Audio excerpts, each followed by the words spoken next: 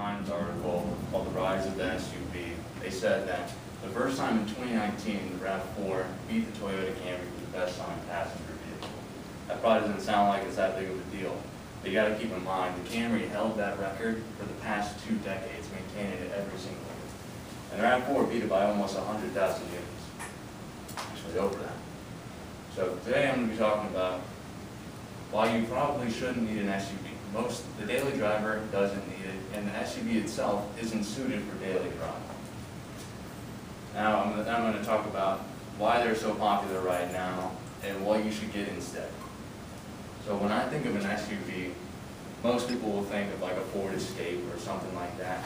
But to really understand what an SUV's goal is, you have to think of what they used to be, what they originally were, which is these right here. Ford Bronco, Toyota Land Cruiser, it's a Jeep Grand Wagoneer. They're all off-roaders. Oh, that's why the trash can was there. Okay, I might move that there, but anyway. Okay. So you might notice that they're all off-roaders, and that's what the SUV is supposed to be. They're supposed to go off-road. The Land Cruiser has a reputation of literally climbing up mountains. Oh.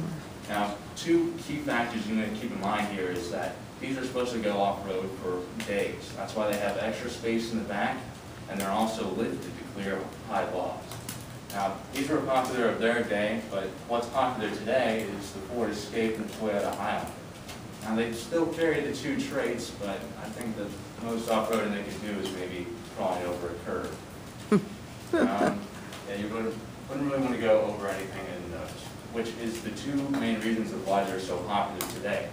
Drive Tribe is kind of an automotive news network. They kind of keep everything up to date. And they said the 2 main reasons people will buy an SUV over a sedan today is for those 2 main reasons.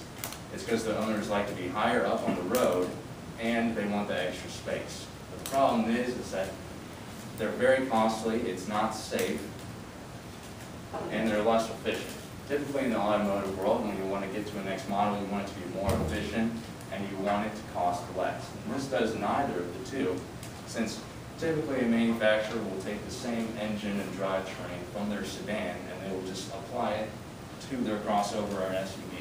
And that creates the first problem, which is it's adding weight. You never want to add weight, so this means your on-road performance is going to drag down. Your acceleration times are going to be slower, your braking distance is going to increase, and going around corners is going to be lofty with a lot of body roll. Now, the second thing is safety in general. And now, if you look at the safety records, they do seem safe to the driver, but they are not safe to the world around them.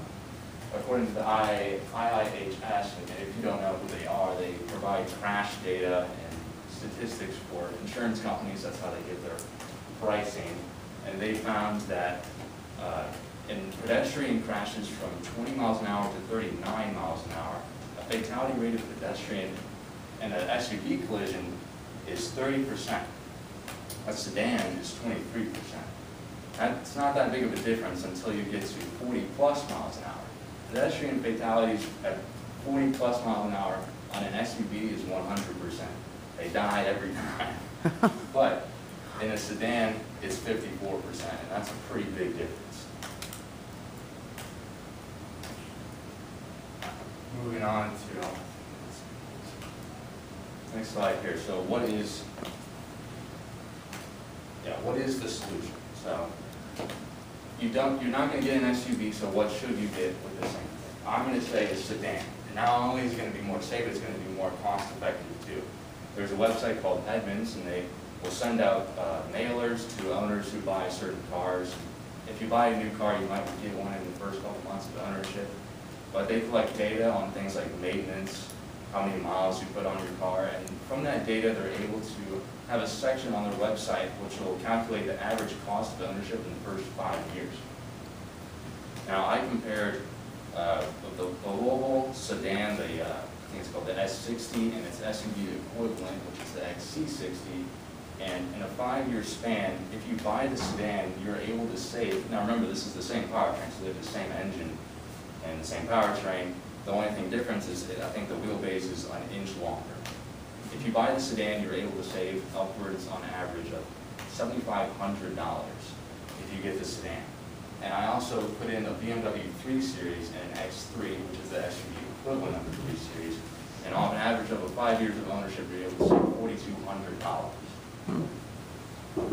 So, if you do get a sedan, there is the question that some people actually do need the extra space. Some people need to move apartments or something like that, and there is a solution to that. And according to CNBC, the station wagon is the answer, but it's, as you can see here, they're not very appealing, right? There's a video that the CNBC made, and it said the reason station wagons are not popular right now is because when Americans hear station wagons, this is what they think of: a Buick Roadmaster and that Ford Woody.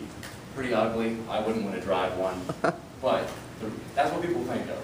They could be popular though, it's because these are 2020 models of station wagons that you can buy in America right now. That's an Audi RS6 Avant and an Audi V60. Now, they're kind of pricey, but the top selling station wagon in the United States right now is this. It's a Subaru Outback. And it probably doesn't look like an SUV station wagon, but that's because it looks like an SUV. Subaru's done a really good job of making it look like an SUV. But the reason you want to get a station wagon is because it's sort of the middleman. So an SUV is going to have 4 miles because that's added weight. So an SUV, or station wagon, I get mixed up, it sits right in the middle. So gas mileage is not quite as good as a sedan, but it's also not quite as bad as an SUV. Same on pricing too. You're going to spend a little bit more than a sedan, but the costs are not going to be quite as big as an SUV. Same thing all around. So what am I saying today? I'm not saying we need to wipe SUVs off the face of the earth and burn them all. That's not what I'm saying. They're really popular today, and I just do not see why they should be. The New York Times said article, including cars and trucks, SUVs make up almost 50% of the sales in the United States. So what I want everyone to take away is that if you're looking for a car, or somebody knows looking for a car, and they're thinking about an SUV, just really think, do I really need an SUV? Do I really want to spend $7,000 more for space that you might need?